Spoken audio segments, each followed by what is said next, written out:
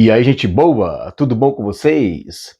Então, aproveitando ainda, né, esse clima de Natal, de fim de ano, onde nós estamos trabalhando um pouco acerca da historicidade do Natal, de onde surgiu, como que veio, e eu quero falar agora sobre o nascimento de Jesus. Eu elaborei aqui um texto bem simples para que a gente possa entender e gravar, né, essas informações na nossa mente. Também quero trazer uma outra informação aí acerca do nascimento de Jesus e também da chuva serôdia, tá?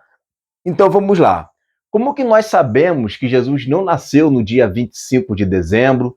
Nós temos informações históricas e bíblicas também.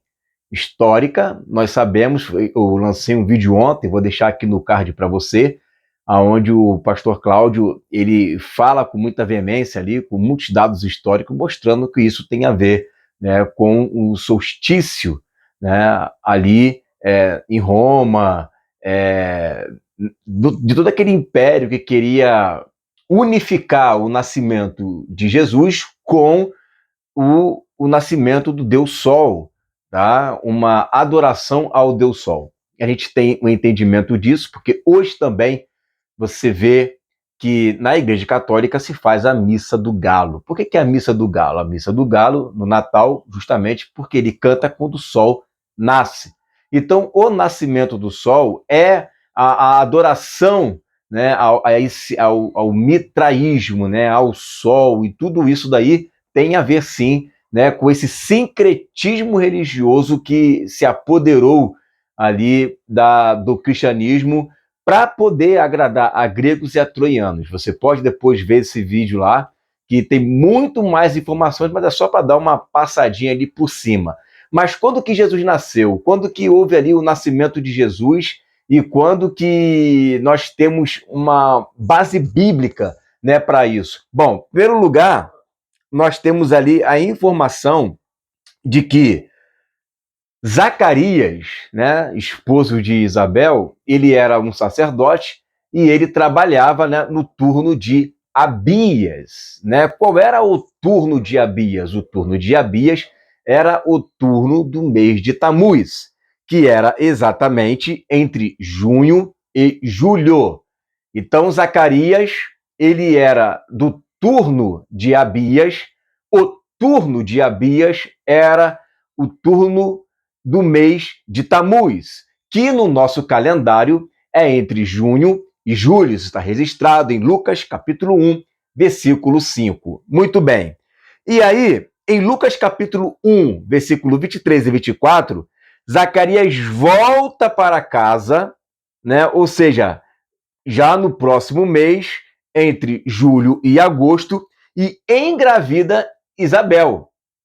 Então, entre junho e julho, ele começa o seu turno, o turno de Abias. E entre julho e agosto, ele retorna para casa e engravida Isabel. Isso está lá em Lucas, capítulo 1, versículo 23 e 24. E diz o texto, nesse mesmo capítulo, nesses mesmos versos, 23 e 24, que ele oculta a gravidez de Isabel por 5 meses.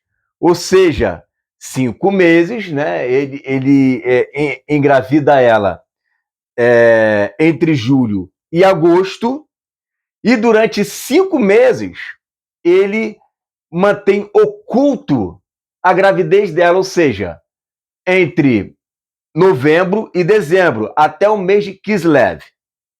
E aí, em Lucas capítulo 1, versículo 26 e 27, vai dizer que, e no sexto mês, ou seja, ele oculta por 5 meses, e no sexto mês, né, Gabriel visita Maria, e Maria, então, agora é ela que fica grávida, ou seja, ela fica grávida entre dezembro e janeiro. Percebeu? Então, a caminhada é essa daí, tá? Zacarias, ele trabalha no turno de Abias. O turno de Abias é o do mês de Tamuz, entre junho e julho. Entre julho e agosto, ele retorna para casa, engravida sua esposa e ele oculta isso da sociedade por 5 meses. E no sexto mês, ou seja, no mês de Tevet, né, entre dezembro e janeiro, a vez da Maria ficar grávida. E aí você conta 9 meses. Quando você conta 9 meses, você chega no mês de Tisrei, que é entre setembro e outubro. Entre setembro e outubro, Jesus nasce. O que acontece entre setembro e outubro? Acontece a festa dos tabernáculos. Então, lá em João, no capítulo 1, no versículo 14, vai dizer que ele habitou entre nós, habitou ali no grego esqueno, ele tabernaculou entre nós. Jesus tabernaculou entre nós exatamente na festa dos tabernáculos. Perceberam? Então, biblicamente falando, tem como nós sabermos sim, quando que Jesus nasceu. Jesus nasceu entre setembro e outubro, que é o período da festa dos tabernáculos, que é o 7º mês, o mês de Tisrei. E esse mês é onde se comemora, então, a festa mais importante de Israel, que é a festa dos tabernáculos, a festa da habitação, onde Deus habita entre os homens. Muito bem, quando a gente chega lá em Lucas, no capítulo 3, no versículo 23, olha o que diz. Jesus começava a ser de quase 30 anos.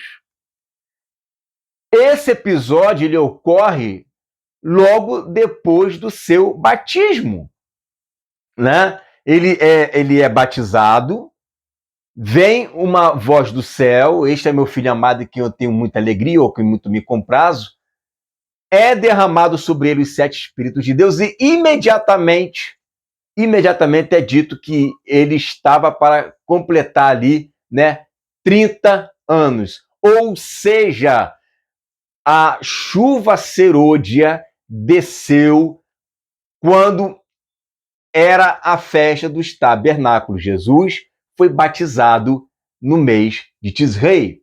Jesus recebeu a chuva serôdia exatamente quando ele estava para completar, Lucas 3:23, quando ele estava para completar 30 anos, ou seja, no mês do seu aniversário.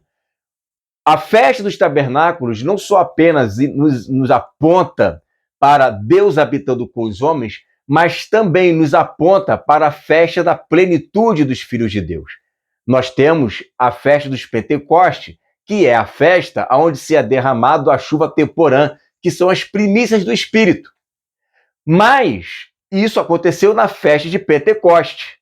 Agora, na festa dos tabernáculos, no mês de setembro, no mês de Tisrei, entre setembro e outubro, ocorre ali a chuva serôdia, que é justamente os 7 Espíritos de Deus, os 7 Espíritos de Deus, que é onde ele se aperfeiçoa, que é onde começa o ministério, então, das 2 testemunhas, porque é um candeeiro aceso, que verte ali a unção dourada. A unção dourada é vertida, olha só a unção, 7 Espíritos de Deus, olha ali o candeeiro, o 7 de Deus de novo, olha ali, Deus em sua plenitude, habitando nos filhos de Deus. Plenitude fala de habitação, em toda a sua plenitude habitando entre nós.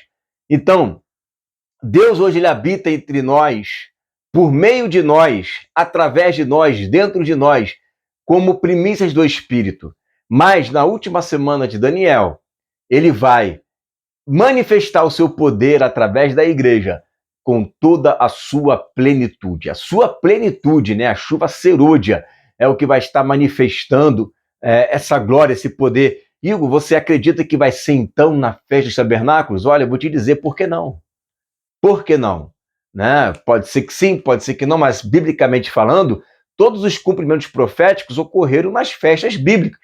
E as festas bíblicas são os sinais, são os moedes de Deus, são os apontamentos proféticos. Então pode sim, por que não, na festa dos tabernáculos, que eu não sei quando, não sei de qual ano que pode acontecer, Deus manifestar ali o derramar dos seus 7 Espíritos, para que a igreja possa então viver a plenitude do Espírito e assim ataviar-se de maneira plena, sem mancha, sem ruga, sem mácula, né? Porém santa e irrepreensível, sem defeito algum, porque isso vem pela palavra.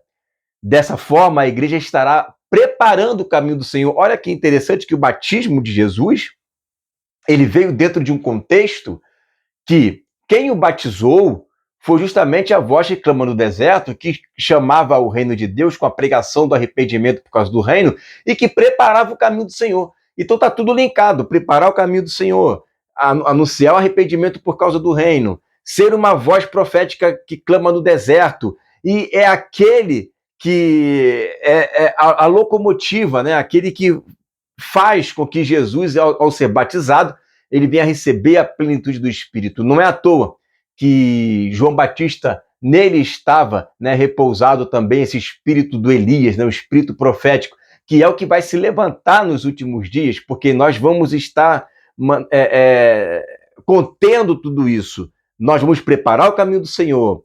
Nós somos aqueles que vamos ser derramados, né, da chuva serôdia, do último avivamento. Nós somos aqueles que vamos, né, trazer o reino de Deus por meio da mensagem profética e arrependimento, porque o toque das trombetas, ele é um toque de juízo, mas é um toque que chama para o arrependimento. Por isso que está escrito mais de 5 ou 6 vezes lá em Apocalipse, né? E eles não se arrependeram de suas obras. Por quê? Porque o toque das trombetas é uma chamada para o arrependimento por causa do reino.